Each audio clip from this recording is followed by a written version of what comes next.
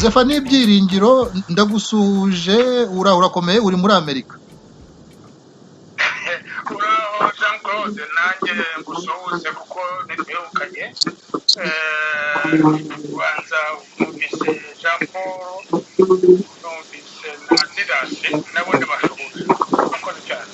Reka duhere ku bakure, undi wa kure nyine nkurikije aho ndi ni Jean Paul Turayishimye.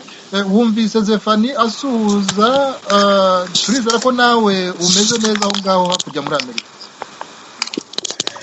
Ndaho meze neza kandi nanjye ndabasuhuje bagenzi banjye turi kumwe kuri uyu murongo, ari Didasi Gasana ndetse na Zephanie Byiringiro, nawe Jean Claude Murindahabi. Didasi Gasana, wowe turi ku mugabane umwe rero w'i Burayi, njye ni mu Bufaransa, wowe uri hakurya mu gihugu cya Suwede.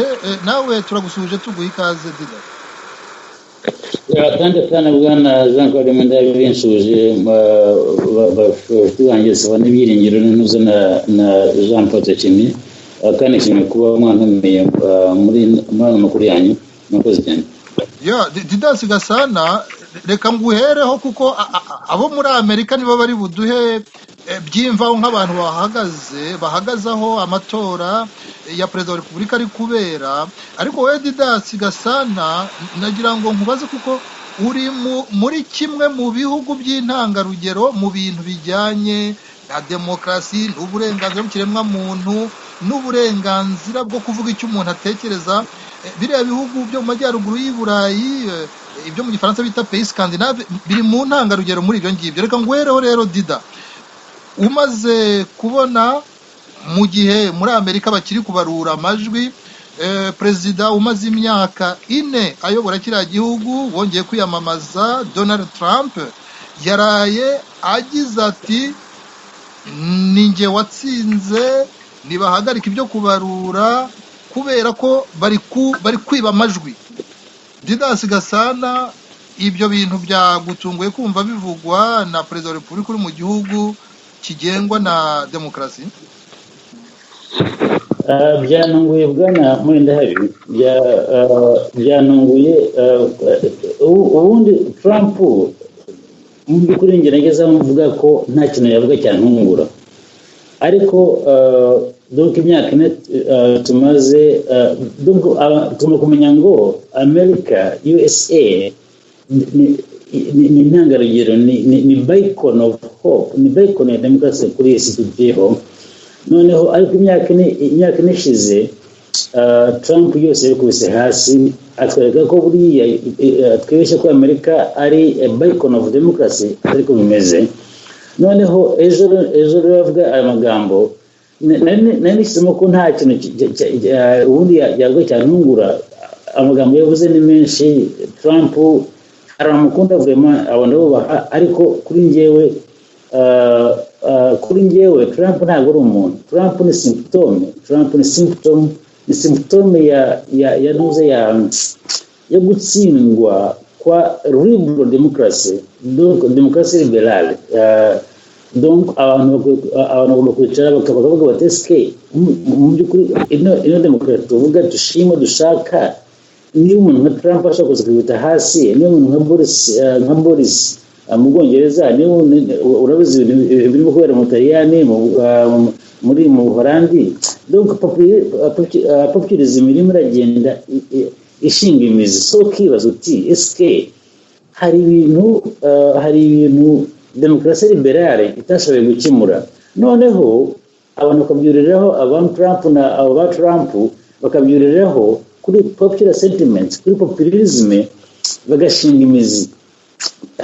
Noneho ni nayo mpamvu rero avuga ati anjye natsinze amatora. Ubundi kiraziririzwa n'amahano umuperezida w'igihugu uvuga ngo yafite amatora kandi komisiyo y'amatora itaratangaza umuntu afite amatora. Ibyo ngibyo mberuka muri Iran ku gihe cya Ahmadinejad, amazina y'abaragora Ahmadinejad. Ibyo ngibyo mbizi muri Afurika, ibyo mbizi igihe cya Mobutu Seko. Ni ukuvuga ngo mu by'ukuri Trump yabaye Mugabe, urumva. kugira ngo ikibazo si ukuvuga ngo Trump yavuze ikibazo uvuga ngo tugeza dute tugeze aha ngaha muri Amerika ku buryo umuperezida yavuga ariya magambo twageze dute aho ngaho niho njye nibaza nk'umuntu usengera politiki nk'umuntu wa politiki nk'umuntu ureba isi tugeze aha ngaha mu by'ukuri urakoze cyane bwana Munendabiri. Urakoze Didas Gasana. Jean Paul turayishimye mbere yuko nkuzaho kuko wowe uri n'impuguke mu by'amategeko na Didas Gasana nawe nibyo amaze igihe yihuguramo. Reka munyabere mbanze kuri Zephanie Byiringiro kuko Zephanie wowe aya matora iyo muri Amerika kuba amaze iyi minsi yose abantu bategereje yuko amajwi bagomba gutegereza abantu bavuga bati ni ugutegereza nyine amajwi akabarurwa noneho hakamenyekana uwaba koko atsinze nyuma y'iryo barura. Kuri wowe usanga ubundi cyakabaye kivugwa niba koko n'abayobozi bakuru cyangwa abari biyamamaje bakwiye kuba bagira icyo bavuga, cyakabaye ari nk'iki mu gihe imitima yose ihagaze kubera yuko buri ruhande rufite uwo rushyigikiye, icyakabaye gikorwa ni ikihe kuvugwa kuri abo ngabo bari biyamamaje? Zephanie Byiringiro.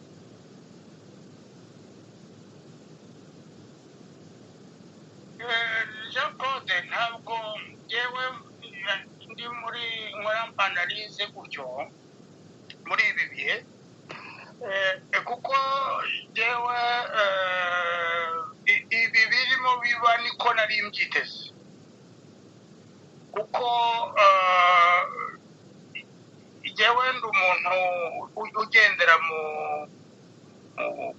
kwemera, kandi iyo uri mu kwemera ugendana n'ijambo ry'Imana irakwereka aho kuri irakwereka ikibazo aho kiri, irakwereka ko ibi ngibi by'amatora uko twagombaga kubigendamo.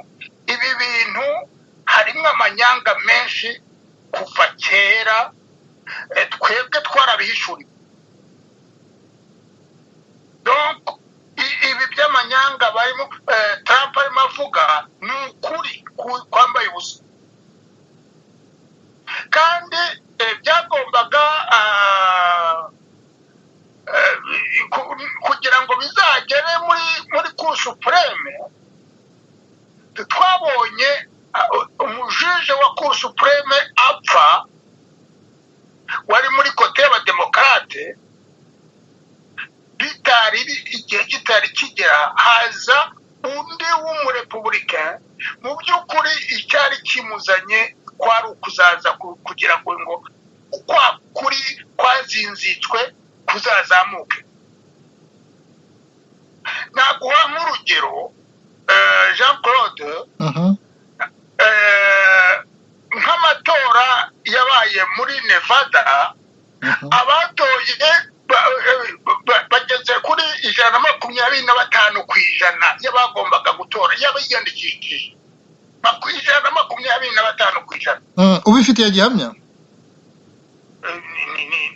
Biri kuri nuza kuri c'est public. Hari ibinyamakuru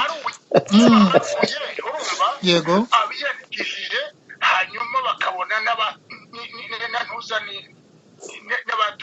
Izo ntuza ziratangwa buri gihe. Nuko Pennsylvania ni 109%. Zephanie, utarakomeza uri kugenda utwereka yuko mbese ni nkaho haba hari abatoye kabiri cyangwa amajwi yakabaye nyine niba abantu bose batoye ubundi biba nyine 100%, ariko wowe ni nkaho uvuga uti byarenze 100, byarenze umubare w'abagombaga gutora. Ni ukuvuga yuko nawe uragendera muri uriya murongo, nawe urabibona kimwe na Trump uvuga yuko haba hari kwiba iby'amajwi. Ariko none icyo nshaka kukubaza, ibyo wowe wabibonye mu buhanuzi? Nabonye na Trump hari abantu bamusengera, nawe uri mu bantu nyine babyeretswe mbere yuko mbaza Jean Paul Turayishimye, wabyeretswe muri ibyo bintu by'amasengesho?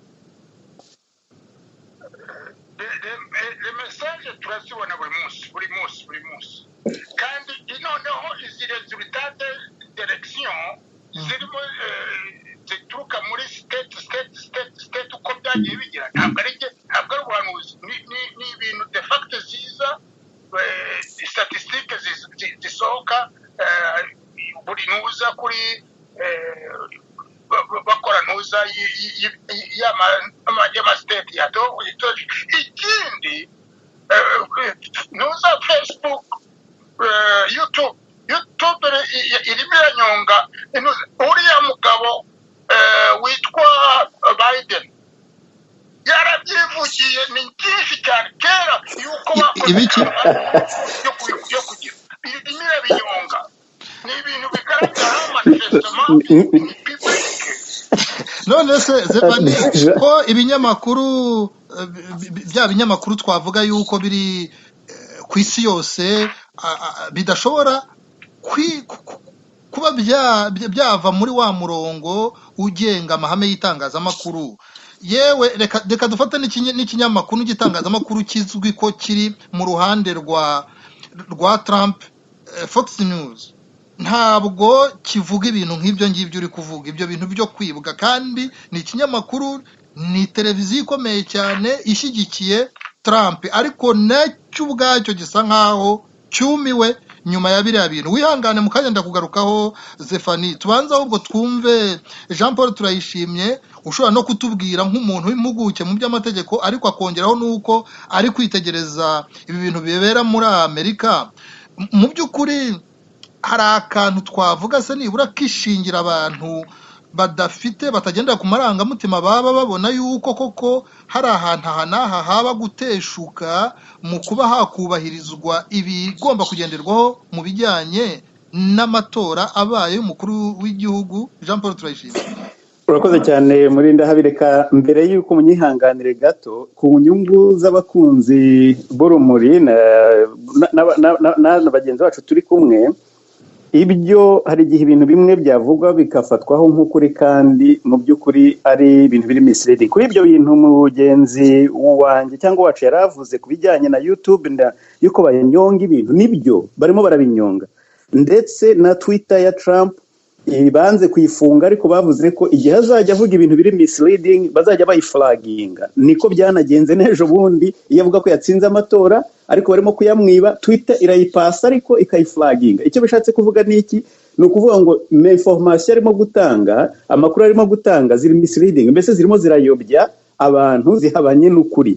Kumva YouTube rero ishobora gufunga ibyo bintu, ibyo ni ya free speech afite yo kuvuga ibyo ashaka, ariko bikaba kandi nabo bafite responsibility yo kuvuga bati ibi bintu mu byitondere, nubwo bivuzwe n'umuntu ariko bishobora kuba bikeneye gukorerwa ubushakashatsi. Ibyo ni ukuri ko barimo babinyonga, ariko ahubwo ni ikimenyetso kigaragaza credibility ya Trump kuri ku rwego rubi cyane.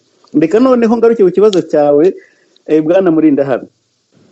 Fox News uyitanzeho urugero, niyo ya mbere yonyine iha Biden chance nyinshi zo gutsinda kuruta andi ma network yose ari ku rwego rwayo, za CNN, za MSNBC z'abademokrate, ariko zo ntizirigera zitanga amanota nk'ayo barimo kumuha. Icyo bishatse kuvuga ni iki? Nuko ibyo bavuga babifitiye, barabanza akabikora ubushakashatsi mbere yuko babitangaza. Ariko Fox News iri confident kuko yo bazi ko batanayirega yenda n'ibyo bintu byo guhengama, yigahita ivuga ati na Arizona ntabwo azarikavaringa, nayo twayimuhaye. Noneho ku bijyanye rero na Didas yavuze ati yabaye surprised. No, ntabwo Trump yiyamamaza yaravuze ati uburyo bwonyine nshobora gutsindwa amatora kiretse banyibye, hari hataratorwa, nta bantu bataratorwa, kubera ko nawe yari yamatangiye kubona umwuka uri muri Amerika ko atangiye kwibaza ko ashobora kudatorwa, ariko yarabivuze, ntabwo ari ukuvuga ngo ntiwabiverifiya. Aravuze ati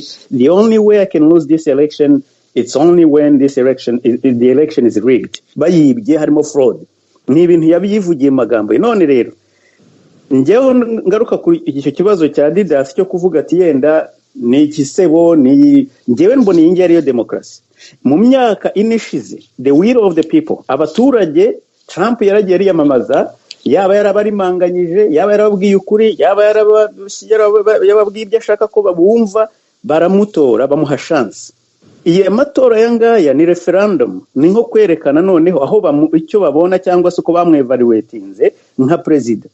ibyo rero ntitwabirenganyiriza Amerika, ndetse bikaba binashimishije ko Pennsylvania ariho muri Philadelphia ariho birth of the democracy ya Amerika, ariho demokarasi yavukiye, ariho constitution bayisinyiye, amasezerano y'amareta ariho bari buze kudesida, ariho hashobora kuba hari bumugire president. Ugifite ijambo Jean Paul turayishimiye icyo uvuga cyuko nyuma y'uko abanyamerika bitegereje imyitwarire ya Trump babaye batamutoye yuko nyine baba bavuga bati ntubikwiye, ariko urebye amajwi azaba afite umubare wayo uzaba urenze kure ayo yari yagize atorwa mu myaka ine ishize, kubera ko nyine abantu bayitabiriye ari benshi, ariko ntibivuga yuko azatorwa n'abantu bake, uretse ko Biden bigaragara ko mu bwinshi bw'amajwi amurusha, ariko ntibivuga yuko abavanyeho icyizere Trump ari bake ugereranyije n'abo mu myaka ine ishize. Jean Paul, ibyo nibyo n'impuguke aha bariho babita ko ari ikikwereka nyine ko Bezier, donc iyi ni election itandukanye n'izindi, ntabwo ari we gusa nka Trump ngo yabonye amajwi menshi, ni no mu mateka ya mbere muri Amerika y'amatora, mu matora kubona umuperezida uwo ari we wese abona amajwi popular votes, amajwi donc ubwiganze bw'abatoye bungana burya, haba ku ruhande rwe, ntabwo ari we gusa, no ku bademokrate nabo ni kimwe. Ni ukuvuga ngo mbese icyo bishatse kuvuga ibyo urimo kuvuga, amatora yitabiriwe cyane uyu mwaka cyangwa se muri iki gihe kuruta ikindi gihe cyabanje, ariko noneho akantu kikangombwa ni no kukwereka uburyo kuko Amerika iri divize mu ibice bibiri, hari aba pro Trump, hari n'aba contre Trump, ariko noneho ubwo natwe turaza kubona icyo bishatse kuvuga iyi referendum, icyo ishatse kuvuga kuri bya bindi wavugaga rero by'abantu bari fair cyangwa se abantu batabogamye. Hari nk'ikintu cyitwa Lincoln Project, n'aba Republike bari bahanganye ndetse bamamaza bavuga bati ntidushaka gutora Trump. Muri Arizona umugore wa McCain, John McCain, wabaye umukandida, wabaye umunomini cyangwa se umuntu wahagarariye ishyaka ry'abarepublike, yendorsinze Joe Biden ku mugaragaro. Ni ibintu rero bitagutangaza kubona bamukoreye referendum batamushaka, na biriya byo yavugaga Zefaniko muri Supreme Court ngo yuko yenda hari ikintu cyazahinduka. Nta kintu kizahinduka. Supreme Court ntabwo ishobora kujya kudesida ibintu bitari contested, ibintu bitarimo impaka nyinshi. Ni ukuvuga ngo election niziba declare zikaba ziri certifiye, ntabwo Trump yenda azakoresha bariya abantu baba extremiste droite baje kujya mu myigaragambyo barasane bamena ibintu, ariko kuvuga ngo constitution ya Etats-Unis izahinduka kubera Trump, ndakurahiye ntabwo ariko yubatse, ntibizakunda. Icyizere rwose Jefan afite nta gihari. Jean Paul turayishimye, mukayenda kugarukaho ngira ngo numve nawe icyo utekereza ku bijyanye n'uwo igihugu nk'u Rwanda kuko gifitanye umubano na Leta Zunze Ubumwe za Amerika. Muri aba bagabo bombi uwo cyavanamo inyungu, ndavuga mu rwego rw'abanyarwanda muri rusange, simvuga ubutegetsi bw'u Rwanda, urwego rw'abanyarwanda bose muri rusange, uwo bagiramo inyungu bitewe na politike ye, bitewe n'imiterere ya politike ye. Zephanie Byiringiro, mbere yuko nkuzaho reka twumve Didas Gasana, wowe urebye usanga ibi bintu byo muri Leta Zunze Ubumwe za Amerika igihe nikigera cyo kuvuga uwatsinze, tuvuge abaye ari Biden, utekereza yuko abatazabyishimira bashobora kuba bateza akavuyo gashobora no kuvamo, navuga ibintu bishobora kugwamo abantu, cyangwa uratekereza ko bizacururuka ukurikije uko bibonye ko abantu bazakira iyo demokarasi ibaye? Zida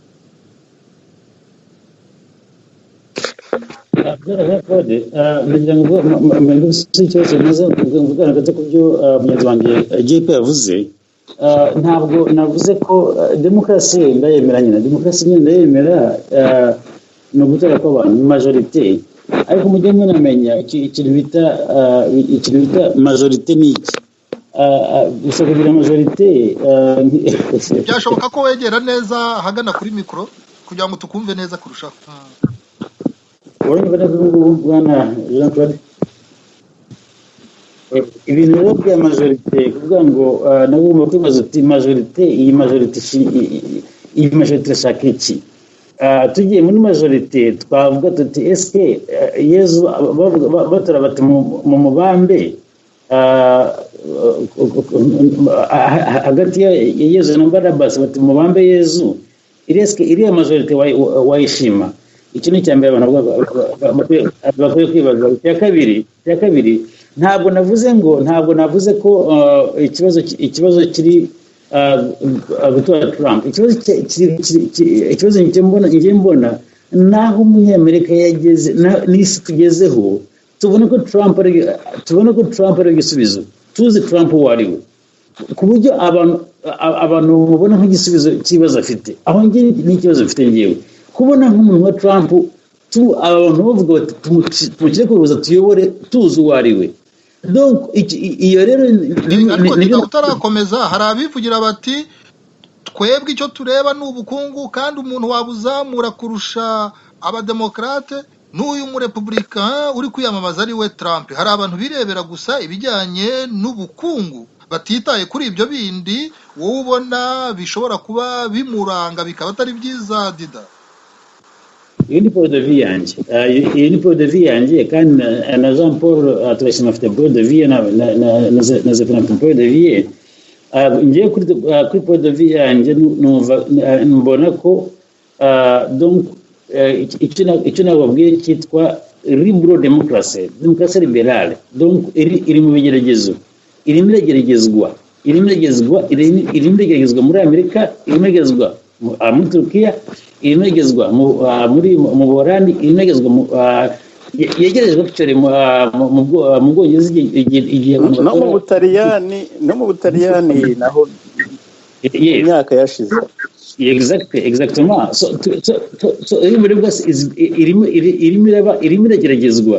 Now iyo rero ubona beacon of hope nka Amerika nayo igiye muri iki gihezo, noneho ugasanga umuntu nka Jean Claude arabishimye cyangwa se Direct Gasana arabishimye, nivuga ngo ya demokarasi tuvuga dushaka kuri iyi si turimo turayihamba, ariko ndakeka ko Gasana watubwira nk'ibintu bibiri cyangwa bitatu muri make rwose mu masegonda nka 20 ubona wowe byerekana ko Donald Trump atakabaye yagirirwa icyizere cyo kuba perezida. Aho ibintu bibiri wowe se wambwira ngo 20 cyangwa se wowe se ikibazo wakikubaza wowe mbwira ibintu bibiri ubona ko kuba perezida. Tubwira ndabizi ko ushobora kuba ufite byinshi, ngewe ndagira ngo wibwire nk'abantu nka 2 cyangwa 3. Yema ntabwo twabivamo. Reka twite ikibazo wambajije kare ngo urabajije ngo urabona ashaka kubaho baramutse batanze amatora batubuze ibibazo amatora ngo habaye imvururu.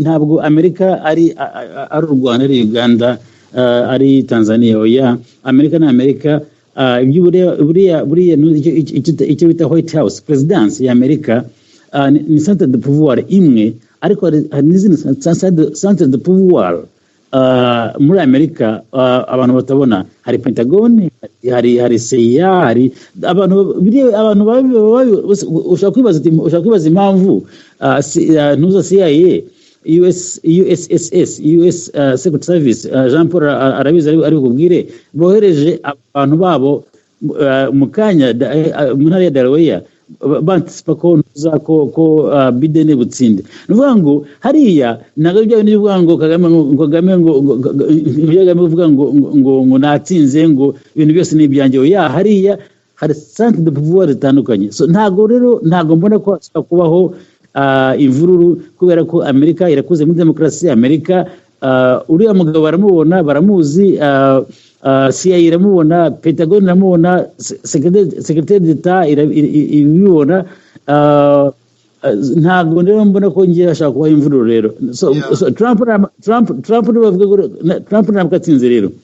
Trump natsinda donc hari ibintu bibiri tuba tubonye ko ibintu twabeshyaga ko ibintu abantu babeshyaga ko Russia ngo yagize influence mu matora y'ubushize birebeye ikinyoma cya kabiri.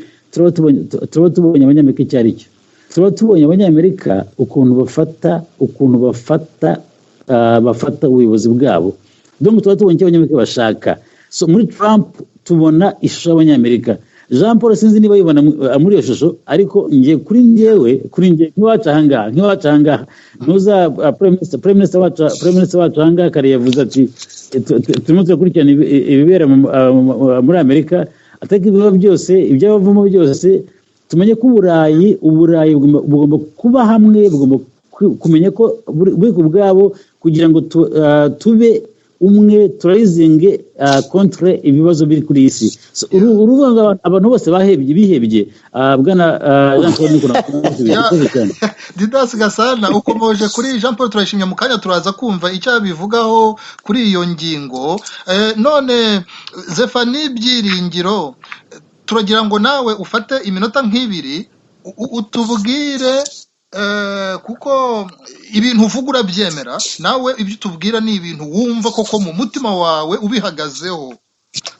Ikintu ubona waba uri mu bantu bashima yuko Donald Trump yakomeza akaba yayobora kiriya gihugu, niba ariko bimeze ni izihe ndangagaciro umubonamo zatuma abanyamerika bakomeza kumugirira icyizere?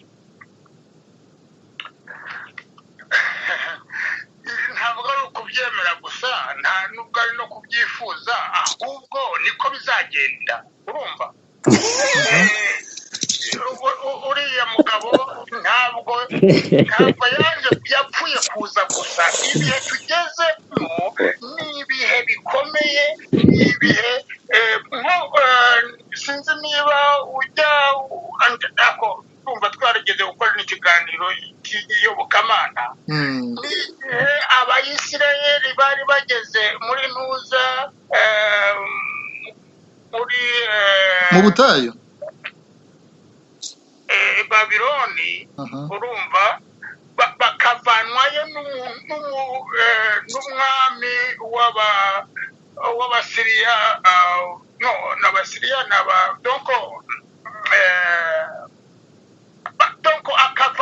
bakavanwa mu buhake, mu buntuza bubi, bagacyurwa n'uwo mwami, kandi atari umuyahudi utemera imana y'abayahudi, ariko yatowe n'Imana kugira ngo akore ako kazi. Urumva aha niho tugeze. Nicyo cyatumye uriya mu ntuza uriya Trump aza, kuko ni umuntu incorruptible, ni umuntu waje gukora akazi ahawe n'Imana, kandi twebwe twarabibwiwe, twarabiteguje, tuzi neza ibyo ari bakora. Ahubwo abamurwanya ari abo bose harimo bavuga ngo ntabwo ngo ni ibiki, ntabwo bazi ibyo ari byo, ntabwo bazi akazi k'uriya mugabo, kandi ntabwo bazi umushyiraho uwo ari we, ntabwo bamushyiraho ari barimo bavuga ngo baramutora cyangwa baragira tubwire Zefani mbore muce mu ijambo kugira mbere yuko njya kuri Jean Paul turayishimye. Tubwire nk'indangagaciro, ibintu by'ibikorwa byiza n'imyitwarire myiza n'imvugo ifitiye abantu akamaro, agaragaza ibintu nka 3 cyangwa 4, ariko muri make cyane, noneho twumve na Jean Paul turayishimye.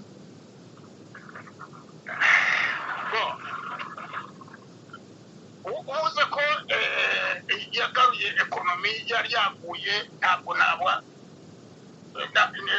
abanyamerika ntibabeshya. Urumva iyi korona yaje, iyo Trump atayitwaramo uko yayitwayemo, abantu isi yose, urumva wowe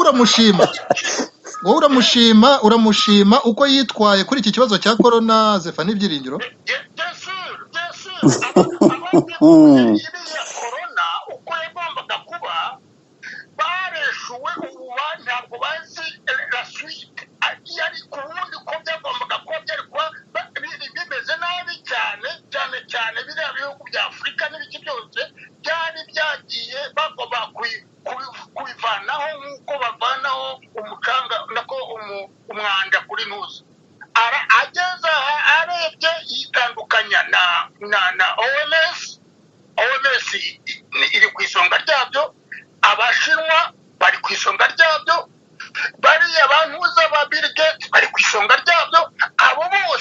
yaravuze ati niyeti ntabwo njyewe nkujya muri ibyo bintu ni bimwe bituma isi ubu ngubu byibura igihumeka. Stefani Byiringiro yego ikindi hari ikintu mutajya mwumva cyangwa se musobanukirwa ikintu cyitwa Nouvelle Ordre Mondial. Nouvelle Ordre Mondial ni ordre yo gushyira abantu bose kuri nuza abakene cyane cyane kubica kuba kuko nibo batuma ubukungu bw'isi bumera butagira noneho bakagomba kwelimina les plus pauvres les vieux n'ibiki byose. Iyo Nouvelle Ordre Mondial yari ishingiye ku banyamerika bakomeye b'abademokarate n'abo ibintu bakorana iyo ngiyo ruguru yose. Trump yaravuze ati niyeti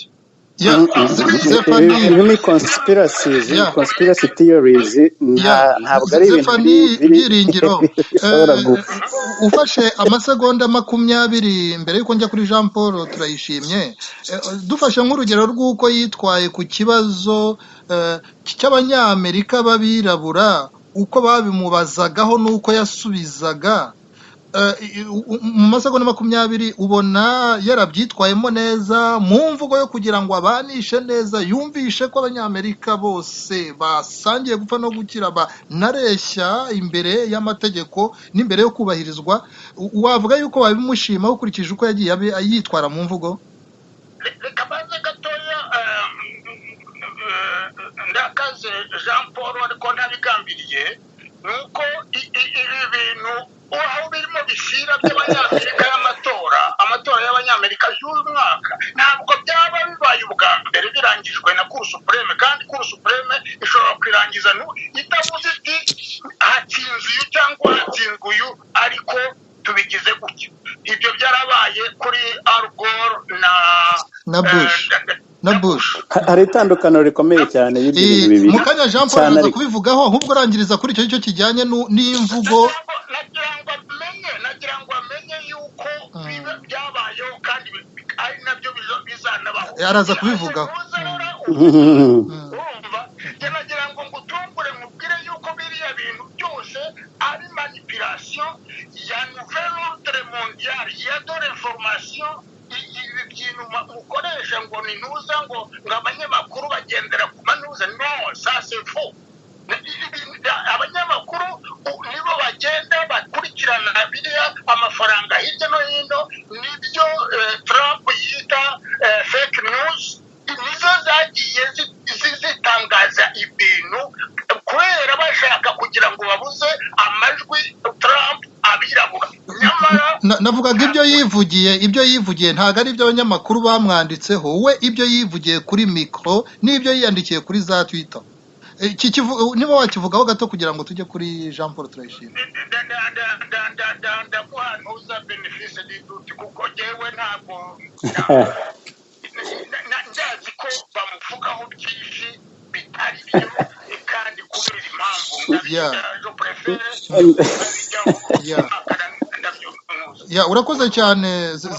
urakoze cyane Zefani Byiringiro. Jean Paul Turayishimye, wowe noneho rero rwose ugiye no kutubwira nk'umuntu w'impuguke mu mategeko uri no muri icyo gihugu umaze gucengera no kumenya neza uko ubutabera bwitwara mu bintu nk'ibi ngibi, kuko ndetse n'ejo hashize abantu ba Trump bavugaga yuko rwose ikirego batambutse bashaka kugitanga aha n'aha. Byifashe bite? Ibi bintu bishobora kujya mu nkiko nk'uko Trump akomeje kubivuga? Ese koko hari ibintu byatuma n'ikirego ubwacyo cyakirwa? Hari ibimenyetso? Abantu bari kubivugaho iki? Mwe murabibona gute nk'impuguke mu mategeko? Jean Paul Turayishimye. Urakoze cyane muri ndahabireka mbanze nanjye mugani wa Zefani yavuze ati mbabazi ndakaze Jean Paul, reka nanjye mutera agahinda nubwo atarigendereye. Indagira ngo mubwire ko Trump niba Pennsylvania ivuyemo chance afite ziri kuri 0.000% kugira ngo atsinde presidence. Kandi noneho ibintu by'Imana tujye tubitandukanya na politike rimwe na rimwe, kuko Trump niba yarazanywe n'Imana kuko ntabwo Imana niyo ifite ububasha ubwo yakamugumishijeho ntabwo yaba ari mu bibazo nk'ibi ngibi n'abarimo yitabaza inkiko yakwitabaje Imana. Impamvu rero nawe arimo yitabaza inkiko nuko ariho ashaka gukoresha système démocratique nk'uko ihari. Hari ibintu byinshi Zefani yavuze nabyo nizera ko abadukurikiye bagomba kumenya ko biri ari conspiracies, ari bya bindi nyine wumva Trump avuga bakabiflaginga. Nizere ko n'abadukurikiye bazamenya ko bitari fact based ahubwo ko ari conspiracies zimwe zanditswe koko ziri hanze aha ariko zitarizo. Nka biriya bintu bya Nevada nibyo habaye ikosa muri Las Vegas aho bavuga ngo hari abantu bagera ku 3,000 bandikiwe inzandiko ariko barimutse. Donc no kubera ko bimutse ariko si ukubera ko ari uko batoye mu buryo bundi, kandi ibyo nabyo barimo kubikosora baranabikosoye. Noneho reka ngaruke kuri ibi ngibi bya demokarasi. Trump naramuka atsinze noneho nanjye nakwemeranya na Didas nkavuga nti okay, noneho biragaragaye koko turi andanje, ariko icyo bigaragara koko abantu bafite ibice bibiri bitandukanye. Muri buka Tito Rutaremara avuga ngo Ingabire agiye kwiyamamaza ariko ati koko aturiye niwe mubona ukwiriye kutuyobora. None se abaturage nibavuga ko ariwe bashaka twabigenza dute? Ariko noneho ubu habaye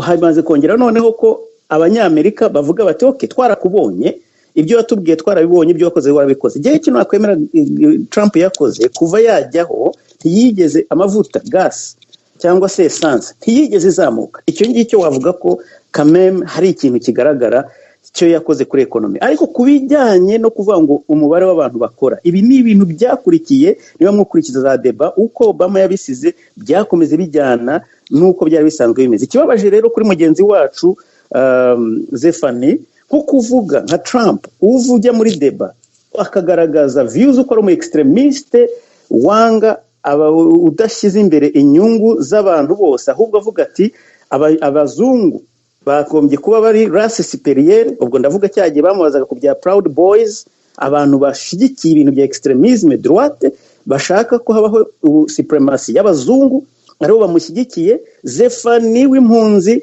Zefani w'umuntu w'umwirabura akumva icyo ari ikintu cyo gushyigikirwa. Birababaje cyane kuko urebe n'impamvu ayo matora muzi civil war cyangwa intambara guerre civile yabaye muri Amerika mu 1860 kuzamura kugeza 1955 yari ishingiye ko abantu bo muri sud nabo muri nord bavugaga bati esclavagisme ni ikintu kibi cyane, ni igomba gucika. Ariho havuyemo abita ba abolitionist bavuga bati no, ibi bintu bigomba kurangira. None ayo mareta yose yarashyigikiye ibyo bintu niyo atora Trump hafi ya yose uretse ko Georgia igiye kwifatayo bigaragara ko noneho irimo ijya mu bintu bya progressism.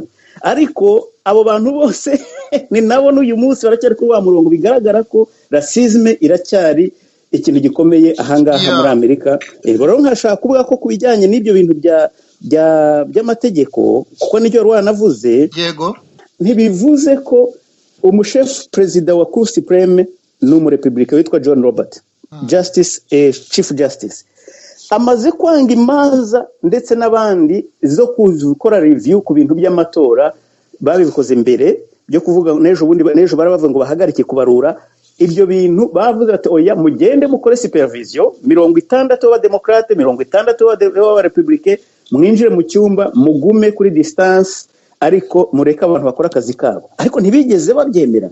Ntabwo rero ibyo wavuga ngo n'ubu nibajya muri Supreme Court ndakurahiye Zefani Trump azatsindwa. Ariko ngaruke ku Rwanda n'inyungu cyangwa se inyungu zo twaba tubifitemo ku muperezida wari wese wabugiyeho. Niho tugiye gusoreza rwose, buri wese arafata iminota ibiri atubwira aho abanyarwanda muri rusange, tutarebye gusa ngo ubutegetsi, inyungu z'ubutegetsi, inyungu z'abanyarwanda bose, aho niho tugiye gusoreza rwose. Jean Paul n'abandi barahita baboneraho inyungu z'u Rwanda kuwatorwa nizihe. Urakoze rwose. Aho rero niho newe nagira ngo ahubwo niho twebwe nk'abanyarwanda byakadushishikaje. Didas Gasana yabivuze neza kuri systeme iri muri Etats-Unis. Policies ntizihinduka. Amerika ifite intérêt irengera haba umuperezida wese wabugiyeho ni intérêt z'abanyamerika uko byagenda kose. Hari abantu bitwa bare bashinzwe za policies batajya bahinduka, abo bita career diplomats. Bamwe baba bari muri State Department buriya bahindura umukuru, ariko abandi baba bari mu imbere, abo bo baba bafite contrat n'akazi kugeza rimwe na rimwe banapfuye. abo nibo bagenga bavuga ngo atentereza Amerika ni izihe, nubwo perezida ari we ugenda uvuga uti okay genda shaka policies kubana n'iki gihugu kubana n'iki, ariko abo ngabo ntibahinduka. Ibyo rero bikaba bidagendera ku mashyaka yari yose, ntibashyira inyungu za Amerika imbere. Murebe Peter Vrooman, ambasaderi Peter Vrooman uri mu Rwanda ubu ngubu, ni umuntu ukunda ibintu bya human rights cyangwa se uburenganzira bwa muntu, ariko ari mu bantu bafasha ubutegetsi bwa Kigali cyane mu mfashanyo, azisabira imfashanyo, kandi no mu Republicans. Ntabwo rero byavuga ngo hari cyinshi kizahinduka. Amerika izashyira inyungu zayo imbere, yaba ari Biden yaba ari Trump. N'ubu cyo yakoze Trump yaravuze ati mwirwaneho mwipfeho, ariko ntabwo ari ukuvuga ngo hari ikintu gikomeye kindi wavuga yakoze. Cyakora yenda mwari kuvuga uti Clinton we yari kugira umubano wihariye, ibyo byarumvikanaga. Noneho rero nemeranye na Zefani, niba koko Trump yarazanywe n'Imana, akazi yamuzaniye yarakarangije, ndibaza ko ubu ngubu ari igihe cyo guturuna paje. Ndagira ngo gushimire cyane Jean Paul, turayishimye. Didas Gasana, unyemerere kubera yuko wowe na Jean Paul turayishimye, hari aho mujya guhurira, noneho Zefani akaba wa muntu ufite ukuntu kwe uko turi hano, uko muri batatu, we afite ukuntu uko abibona. Didas Gasana, unyemerere ni wowe uza gusoza kuri iyi ngingo, twumve Zefani. Dusigaranye iminota 4, urafata 2 na Didas afata 2. Zefani, utubwire wowe ubona abanyarwanda nk'u Rwanda rufite inyungu kuwuhe muri aba ngaba uko ari 2, abantu bategereje yuko havamo umuperezida, ariko unatubwira impamvu bitari ukugendera wenda gusa ku ijambo ry'Imana uko waryeretswe, si ukuvuga ko ndi umuhakanya, ahubwo nuko abantu babwira ibintu bifatika by'ibikorwa wagaragaza neza, kuko ijambo ry'Imana burya rirakomera, ntabwo ripfa korohera abantu bose. Zefani, bidusobanurire noneho tubone kujya kuri Didas Gasana, ari nawe tuza gusorezaho. Ndashaka kukubwira ngo niba Imana ivuga ngo twe gushaka, twe kujya inyuma y'umuntu ushyigikira avortoma, ushyigikira gushyingira abahuje ibitsina, kugira gute. Imana ikavuga iti niba mukurikire muri bariya ni Gehonomu mugiyemo, nimushyigikire uwo mberetse n'uyu nguyu, niho muzakira. Ubu ukavuga uti ibyo ntabwo bifatika, ahubwo nimutwereke abazatuzanira amafaranga, kandi amafaranga atari yo kamara. Muri ibyo byose Imana iri kumwe na Trump. Uko wabyemera utabyemera, ibyo ni intuza yawe. Hanyuma ndashaka Trump aramutse atowe, ariyo manda ye yanyu, sisiteme iri mu Rwanda ubu ngubu uko imeze, ifungiye ubusa, itagombye no kuba inamufunze inamufite rusesabagina, ntabwo yaba yorohewe. Ikindi ni uko imaze gusinyana kontra n'igihugu cyo muri Congo, igiye gufunga, izashyira bariyeri hariya, abanyarwanda ntibazongere kujya gusimbukira muri Congo bajya kwibayo amabuye n'ibiki byose, bakavuga ngo ni abambere kuri ntuza. Aho nibamara kuhafunga, i Bugande harafunze, i Burundi harafunze, Tanzania ntibashoboye no kujya muri ntuza yabo. U Rwanda rufite ibibazo, kandi ntabwo uriya Trump naza azabigira wose, azabigira idoko, noneho bizaba umwaka. Aha sinzi niba hari abanyarwanda bamwe bavuga bati ni byiza, abandi bakavuga ngo ni bibi, ariko jyewe ndavuga nti ibizakorwa bizakorwa mu nzira yagenwe Imana ariko ibishaka. Kuko iki gihe ni igihe cy'u Rwanda cyo kugendera ku nzira yayo, cyo kugarukira Imana, kandi bizashoboka avec Trump, ntabwo bishobora gushoboka avec Biden. Zefani, unyemereye kuko hari ikintu wari uvuze kinyibutsa ubusanzwe abanyamerika uko tubabona muri rusange wari uvuze ngo Imana iri kumwe na Trump nkaho itari kumwe n'abandi, ariko abanyamerika bose ubundi rwose Imana iri mu ntero yabo, baba abarepublika baba n'abademokarate. Ntabwo umuntu se yatinyuka umuntu nk'umuntu akavuga ko iyo Mana iri kumwe na Trump itari kumwe na Biden. Umuntu yabivuga akurikije uko Imana ivuga, kuko Imana iravuga iti niba uri kumwe ubye turi kumwe cyangwa se uri kumwe n'urwanya. Urumva ushobora kuvuga uti ndi kumwe n'Imana kandi ukora ibyangwa n'Imana, ubwo ntabwo uri kumwe n'Imana.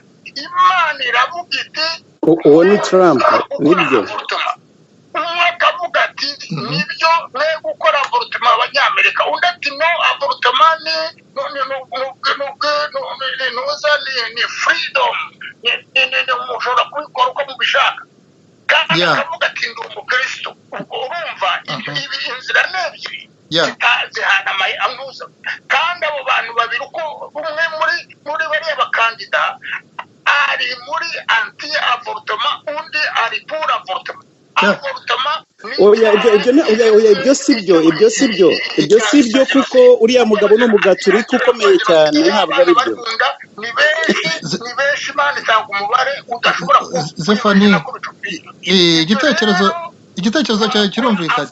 wakora avorutema uri kandida uvuga ngo umukristo uri umugatolika uri iki, ibyo bintu Imana ntabwo ivuga. Niba ujya inyuma uzaba ugiye inyuma y'umwicanyi. Zefani, igitekerezo cyawe kirumvikanye, turagushimiye. Ariko Dida, Jean Paul yarashatse kugira akantu gato yavuga ku byo Zefani avuze, hanyuma ugasoza mu kanya. Dida, Jean Paul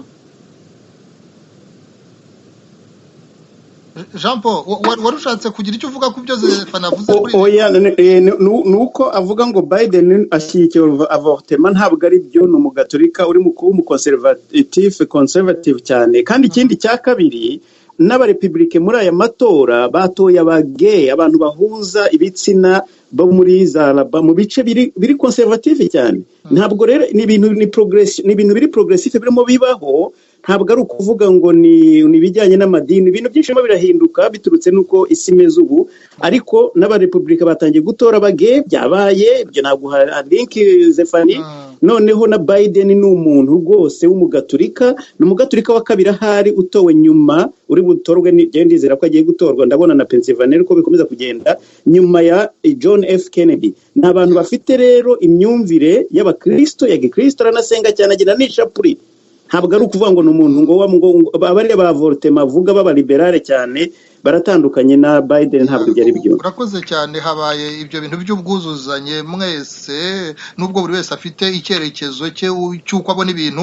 Didas Gasana niwe ugiye gusoza uko ubona abanyarwanda uwo bagiramo inyungu hagati ya Trump na Biden ku bijyanye n'inyungu z'abanyarwanda bose muri rusange. Dida, hari icyo bivugaho dusoza?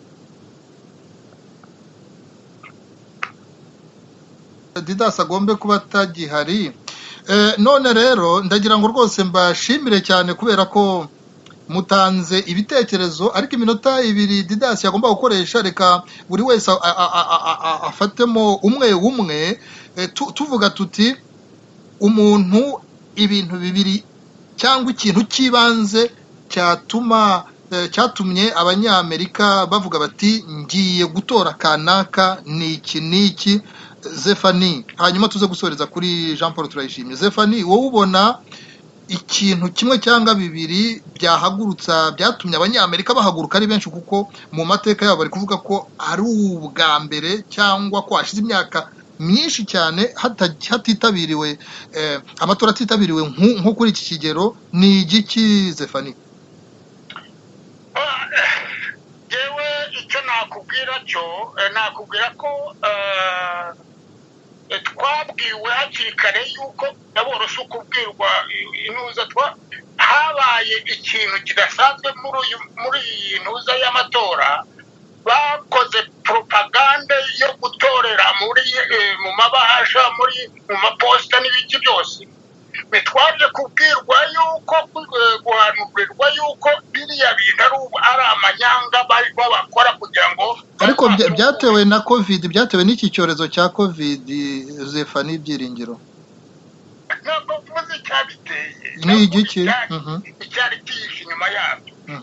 Nyuma muri ibyo ngibyo habayemo imibare myinshi, ibyo kandi byigeze no kuba no ku gihe cya nuza cya Obama, ndakeka za state zagiye zitora abantu batoresha abantu batigeze babona duwa yo gutora, bapfa gushyiramo gusa abademokarate bakunze kubikora. ubu ngubu twari tuzi ko babikoze nanone, ariko rero Trump iyo ataza covid ntabwo Biden aba yabonye na kimwe cya kabiri cye, kuko Trump yari yazamutse kera yamusize, hanyuma hazamo rero haje kujamo Trump. Ibi ngibi byanuza bya covid bije byakomye hasi isi yose. None se Zefani, kuba nawe amajwi ya Trump nayo ari menshi cyane kurenza nayo yatorewe mu myaka inishize, ntiharimo se nawe abamutoye babinyujije muri ziriya nzira z'iposita? ariko rero inyuma muri 2016 n'ubu ngubu 2020 hinjiyemo abantu benshi batatoye muri kiriya gihe cya 16 bamaze kugera mu myaka yo gutora. Ni benshi nanone, urumva, ntabwo ari ukuvuga ngo ntabwo population yariyongereye ubwayo. ku mpande zombi ariko uzamo n'ibyo byo gushakisha amajwi bayabonye ku ngufu kugira ngo bazane iriya. Amfete hari ikibazo mutabona intuza mbi yacyo n'ikiriya cyo kuzana guverinoma mondiyale izashyira abanyafurika ku mugozi bakabatwara ubukungu bwabo, abandi bakaba batangiye biriya bintu ubona biri ngo bagire nuza urumogi, bagire gute, basare mu mutwe, byose bigamije kubashyira hasi, hanyuma barangiza bakazabatwara ibyabo. Urakoze. Niyo gahunda niyo y'amatora, kuko Trump yabakomye mu nkokora bariya abantu bari batangiye kubikora.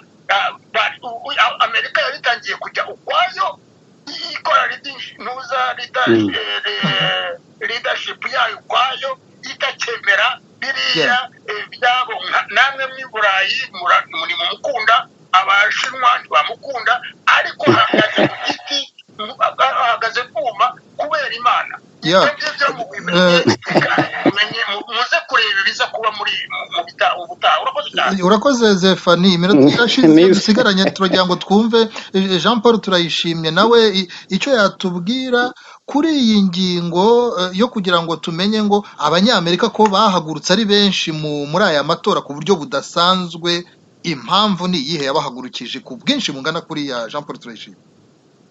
Urakoze Murinda, binagira ngo nkubwire ko mu ibyo nanjye nemeranya na mugenzi wanjye Zefani ku bijyanye na covid ni kimwe mu cyacishijemo ijisho, byatumye bacisha Trump mu ijisho biturutse n'imyitwarire ye. Nawe ubwe yarayirwaye, yayivuga ko rimwe na rimwe ngo ari hoax, ngo ari impuha, ngo ari ibintu ngo bidafashije, ndetse ko ari teori, ko ari abantu bariho babikwirakwiza ariko ko atari ikintu nyacyo. Ariko kugeza ubwo yarwaye ajya mu bitaro, abona afatwa neza kubera ko nyine ari umukuru w'igihugu, ariko abandi ntabwo yigeze ababwira ububi bwayo, ahubwo yabwiye ko ari ibintu byoroshye. Ariko igihe yarwaye ntiyagumye mu rugo, yahise ajya mu bitaro yananiwe no guhumeka. None rero abanyamerika nubwo uvuga uti ni iki cyatumye bavuga bati tubukore referendum, covid ni ikimenyetso cya disaster, ikintu gishobora kubaho mu rwego crise ishobora kubaho mu gihugu, bakareba imyitwarire y'uyoboye igihugu icyo gihe, akareba uburyo cyitwaramo, uburyo kivamo. Byagiye biba ku baperezida bandi ku byo bitaga Great Recession, igihe ekonomi yagiye hasi kugeza ubwo leta yagiye ivuga ifata ingamba zo gutegeka abantu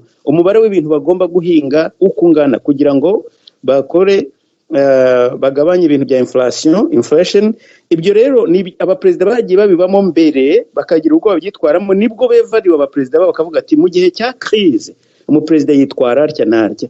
Nanjye ndemera ko covid yabaye test ikomeye kuri Trump, ariko asa n'umuntu utabyiteguye koko nk'utari umunyapolitike, bikaba byaratumye abanyamerika benshi bavuga bati tugomba gukora referendum, dushobora kuba yenda uyu muntu koko ashobora kuzatuma arahuye n'ikindi kintu cy'ikibazo. Paul, turayishimye ko hari abajya bavuga se ngo ku bijyanye na covid-19 ngo ntibakabihereho bashaka kuvuga yuko Trump ngo ntacyo yayikozeho, ngo kubera yuko buri leta muri ziriya 50 zigize leta zunze ubumwe za Amerika ko buri yose ariyo yarebwaga n'ingamba zikwiye gushyirwa mu bikorwa muri iki. Ntabwo ari byo.